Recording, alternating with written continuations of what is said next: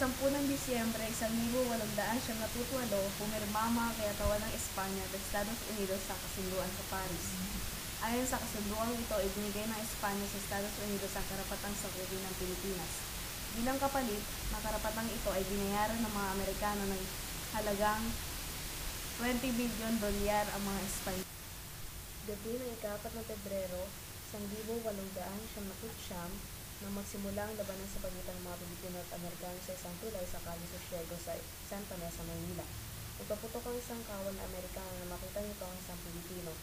Sinigawan niya ito upang huminto, ngunit hindi tinigil ang Pilipino kaya binaril niya ito. Pagkatapos ay binaril pa ang kasama nito. Dito nagsimula ang pagpapalitan ng putok at digmaan ng mga Pilipino at Amerikano.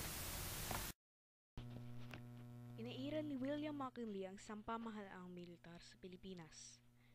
Noong ika-14 ng Agosto, 1898, inatasan niya si General Wesley Merritt na manungkulan sa Pilipinas bilang unang gobernador militar. Binigyan niya si Merritt ng kapangyarihang tagapagbatas, tagapagpaganap at tagahukom. Tinutulan ito ni General Emilio Aguinaldo, ngunit hindi siya pinakinggan.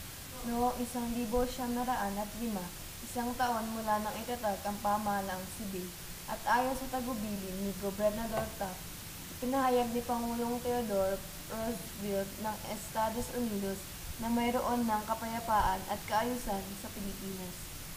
Naganda ang mga Pilipino para sa halalang itinadhana ng Batas Cooper. Nagtatag sila ng mga lapiang politikal. Nabuo ang lapiang nasyonalista at lapiang progresista. Layunin ng lapiang nasyonalista na makamit ang kalayaan ng Pilipinas sa lalong madaling panahon.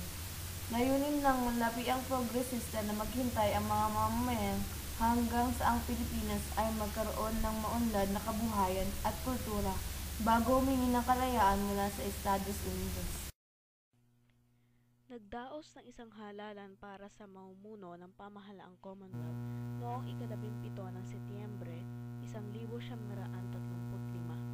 Pinasinayaan ito noong ika-15 ng Nobyembre 1935 at nanumpa si Manuel L. Quezon bilang Pangulo ng pamahalaang Commonwealth.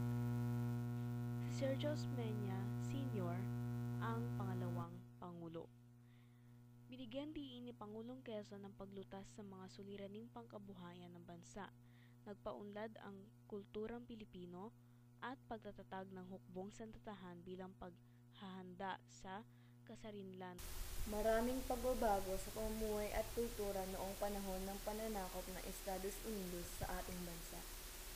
Nagpatayo sila ng iba't ibang publikong paaralan.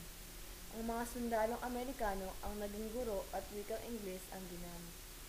Naimpluwensyahan ng pananamit maging mga sayaw at musika. Malaki rin ang naging impluwensya ng mga Amerikano sa ugali ng mga Pilipino.